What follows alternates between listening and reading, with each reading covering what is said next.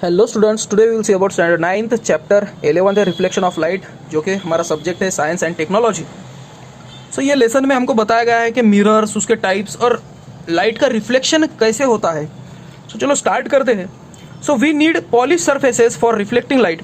This is because polish surface absorb less light and so maximum light get reflected.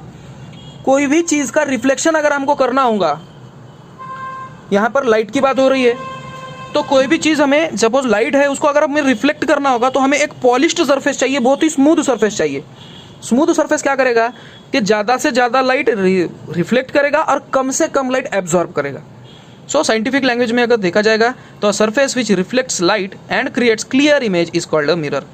तो ऐसा surface जो light को reflect करता है और क्लियर इमेज हमको देता है, उसको मिरर कहते हैं। And mirror is a reflecting surface. So there are two types of mirror, that is plane mirror and spherical mirror. So first one is plane mirror. So in our day-to-day life we use plane mirrors for various activities, and it is made by coating the back surface of a flat and smooth glass piece with a thin reflecting film of aluminium or silver. अब ये जो mirror बनते हैं ना, तो ये कैसे बनते हैं? इनकी जो बैक साइड है इसको कोट किया जाता है, इसको कवर किया जाता है। किससे कवर किया जाता है कि स्मूथ और फ्लैट जो ग्लास है उसको कवर किया, किससे? Thin reflecting film of aluminium और सिल्वर। सिल्वर या तो एल्यूमिनियम, इसकी एक फिल्म चढ़ाई जाती है और ये फिल्म खराब ना होने पाए इसलिए इस पर लीड ऑक्साइड भी कवर किया जाता है। ठीक है, तो इस टाइप से जो स्मूथ ग्लास था वो बन गया अब एक plane mirror. So we see clear image. अगर हम मिरर के आगे खड़े हो गए तो हमको क्लियर इमेज मिलेगी। कैसे मिलेगी? हमारे बॉडी पे जो रेज पड़ रही है वो रेज इंसिडेंट रे कहलाई जाएंगी। वो इंसिडेंट हो रही है प्लेन मिरर पे। ये है प्लेन का फ्रंट सरफेस, ये है मिरर का फ्रंट सरफेस और ये बैक सरफेस। और मिरर को लगने के बाद वो लाइट रे रिफ्लेक्ट होकर हमारे आईज में जाती है और हम इसे देख पाते हैं। जैसे दूसरी पिक्चर में देखो, हमें दिख रहा है कि सपोज एक ऑब्जेक्ट है जो हमारे सर के ऊपर है, सपोज जैसे कि फैन, बल्ब, इसकी रेज इंसिडेंट हो रही है मिरर M1 M2 पर। ये कुछ तो भी एंगल बनाकर अपने आईज में एंटर हो रहा है तो हमें दिख रही है वो रिफ्लेक्टेड रे। अब हमारे आईज को प्रॉब्लम क्या है पता है क्या? Our eyes can not detect the source of the light. Light का जो सोर्स है, इमेज की रेज जहाँ से आ रही है, वो सोर्स को हमारी आइज़ डिटेक्ट नहीं कर सकती। क्यों नहीं कर सकती? क्योंकि वो रेज अब बेंड हो गई है। हमारे आइज़ को ऐसा लगता है कि रेज स्ट्रेट कहीं से तो भी आ रही है और हमको यहाँ पर एक इमेज क्रिएट होती दिखती है। और मिरर के अंदर हमें इमेज दिख रही है जो कि फॉर्म कहाँ हुई है? मिरर के अंदर हुई क्या? नहीं, अभी मैंने जैसे बोला मिरर के अंदर तो वो सही था क्या? नहीं, ये हुई है मिरर के पीछे। और इस तरह से हमको वो फैन होगा, वो बल्ब होगा या तो फिर वो ऑब्जेक्ट होगा, उसकी इमेज दिखती है। अब एक्चुअली यहाँ पे रेज गई थी क्या? एक्चुअली रेज तो यहाँ पर थी। तो ये सिर्फ अपना भ्रम है, that is only our illusion. So ये रेज मीट नहीं हो रही है, तो ये तो रियल रेज तो ये थे, तो ये वर्चुअल रेज है, ये नकली रेज है। तो इसलिए जो इमेज भी फॉर्म हो रही है वो भी इमेज कैसी रहेंगी? वर्चुअल ही रहेंगी। The reflected rays do not actually meet. जो रिफ्लेक्टेड रेज है ये एक्चुअली मीट नहीं होते हैं। Hence, such an image is called as virtual image, और ऐसे इमेज को ही वर्चुअल इमेज कहा जाता है। The perpendicular distance of the image from the mirror is equal to the perpendicular distance of the source from the mirror. ये distance, ये perpendicular distance जितना होगा ऑब्जेक्ट और मिरर का, उतना ही डिस्टेंस रहेगा ये ऑब्जेक्ट की इमेज का और मिरर का। सो ये होगा समझो 2 फीट, तो ये भी 2 फीट ही रहेगा। ओके, सो मिरर के जितने दूर हम खड़े रहेंगे हमारी इमेज उतने ही दूर मिरर के पीछे भी खड़ी रहेगी। दूसरी एक प्रॉपर्टी है मिरर की कि मिरर में जो भी इमेज होती है वो सेम साइज की ही दिखती है सोर्स की। PQ नाम की जो पेंसिल है वो, उसकी इमेज है P1 Q1, तो इनकी साइज भी सेम ही रहेगी। पॉइंट P यानी टिप ऑफ जो पेंसिल है वो है मिरर के नज़दीक, तो इसमें भी मिरर के नज़दीक ही उसकी इमेज होगी। और पॉइंट Q ये है मिरर से दूर, तो पॉइंट Q ये मिरर से दूर ही इमेज क्रिएट होंगी। ओके, उसके बाद है हम राइट हैंड से हमारा राइट ईयर खुजा सकते हैं मिरर के सामने, तो उसमें दिखेगा लेफ्ट हैंड से लेफ्ट कान खुजा रहेगा, है क्या? नहीं, उसको कहते हैं lateral inversion. So left side right दिखना और राइट साइड लेफ्ट दिखना, ये है lateral inversion. So the image of word appears laterally inverted in the mirror. So उसके पीछे रीज़न क्या है? ये 2 रीज़न जो मैंने आपको पढ़ाए थे वही रीज़न है उसके पीछे। उसके बाद है मिरर फॉर्मूला क्या दो मिरर या कौन से एंगल में अगर रहे तो ऑब्जेक्ट की इमेज कैसी क्रिएट, कितनी नंबर ऑफ इमेज क्रिएट होंगे, तो उसके लिए मिरर फॉर्मूला है। So n is equals to 360 upon a minus 1, जहाँ पर n है नंबर ऑफ इमेजेस, a है एंगल बिटवीन द मिरर्स। तो ये उसका टेबल आपने फिलअप कर देना है। इसके बाद है statement, in order to see the full image of a person standing in front of a mirror the minimum height of the mirror must be half the height of the person.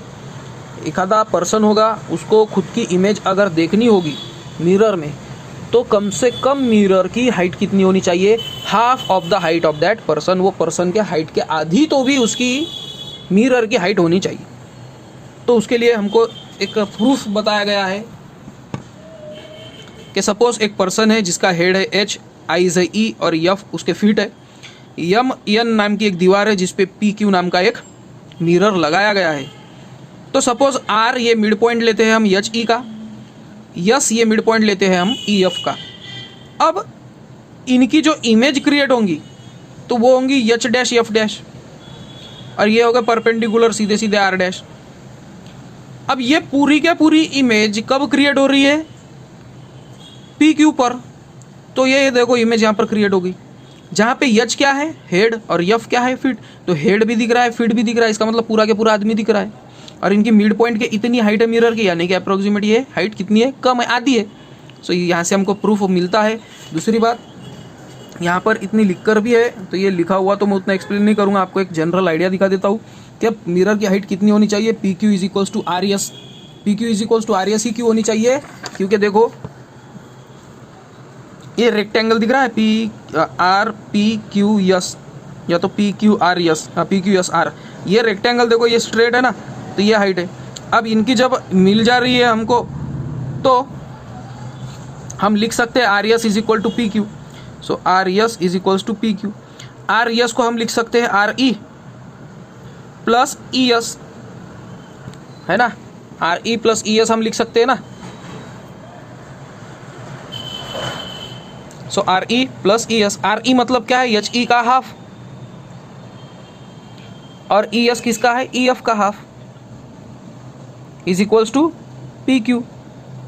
और PQ is equals to HE plus EF यानी कि HF, और HF क्या है, head और foot, ये है पूरा पर्सन।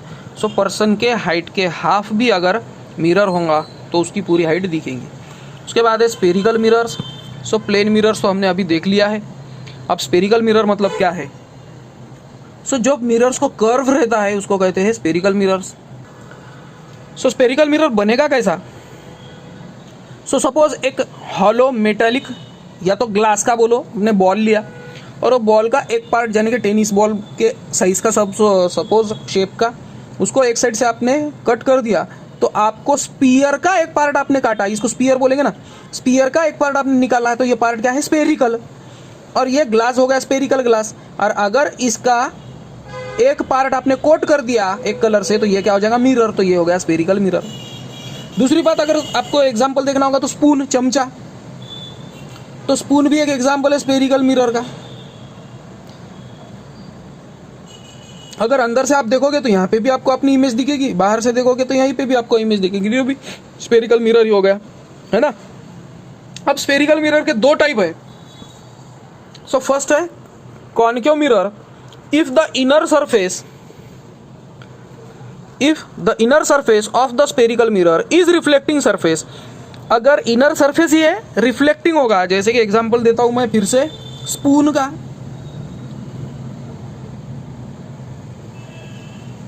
अगर इनर सरफेस यहाँ पे आपकी इमेज अगर दिखेगी और यहाँ पे आपने कलर कर दिया, तो ये हो गया कॉनकेव मिरर, ठीक है।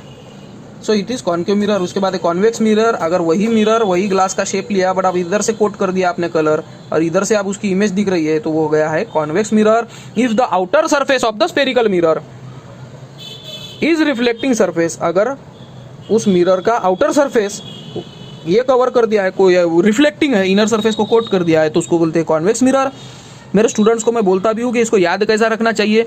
तो कॉनकेव, CAVE, केव मतलब गुफा होती है, और गुफा अंदर रहती है, अंदर जाना चाहिए ना, गुफा के अंदर जाते हैं ना। सो इसलिए अंदर इमेज क्रिएट अगर हो रही है तो कॉनकेव, बाहर अगर इमेज क्रिएट हो रही है तो कॉन्वेक्स, ओके। उसके बाद है कुछ टर्म्स रिलेटेड है स्पेरिकल मिरर से।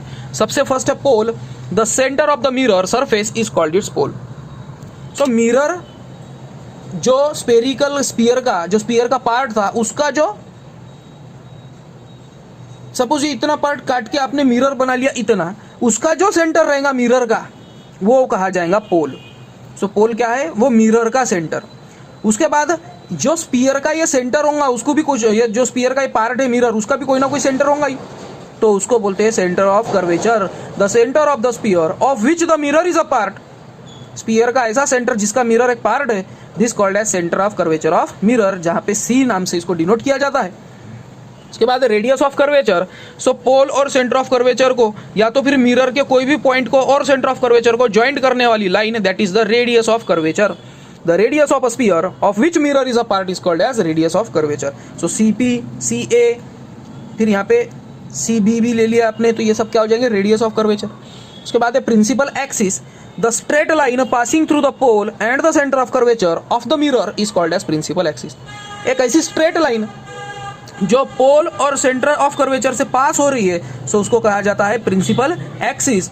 उसके बाद है principal focus, incident rays which are parallel to the principal axis of a concave mirror after reflection from the mirror meets at the particular point in front of the mirror. अब ये जो principal focus है इसको तो मैं बाद में explain करूंगा, क्योंकि ये टॉपिक बड़ा है और इस पर ही अगला इसका पूरा पार्ट है। पहले हम देख लेंगे फोकल लेंथ क्या है। सो प्रिंसिपल फोकस और pole of the mirror, the distance between the pole and the principal focus of the mirror is called as focal length. Pole और प्रिंसिपल फोकस, इसके बीच में का जो डिस्टेंस होगा उसको कहा जाता है फोकल लेंथ। तो सपोज ये है प्रिंसिपल फोकस F, सो ये जो डिस्टेंस है इसको बोला जाता है FL फोकल लेंथ। और अब है प्रिंसिपल फोकस। तो प्रिंसिपल फोकस मतलब क्या है, जब लाइट रेज ट्रैवल करती है पैरेलल किसको, ये प्रिंसिपल एक्सिस को, तो वो रिफ्लेक्ट होकर फोकस में से जाती है, जो पॉइंट पर जाती है उसको बोलते हैं फोकस। इसको डिटेल में मैं आपको फिर से एक्सप्लेन करूंगा, नहीं तो वीडियो बहुत बड़ा हो जाएगा। तो इसके बाद का टॉपिक है हमारे पास कि drawing the reflected ray draw कैसे करना चाहिए, तो ये देखेंगे हम नेक्स्ट वीडियो में। इसके 2 पार्ट बनाएंगे हम ये लेसन के, जो कि आपको भी देखने में भी ईजी जाए और आपको टाइम भी मिले। तो स्टूडेंट्स मिलते हैं हम नेक्स्ट वीडियो में। वीडियो कैसा लगा मुझे ज़रूर कमेंट में बताना। Till then bye.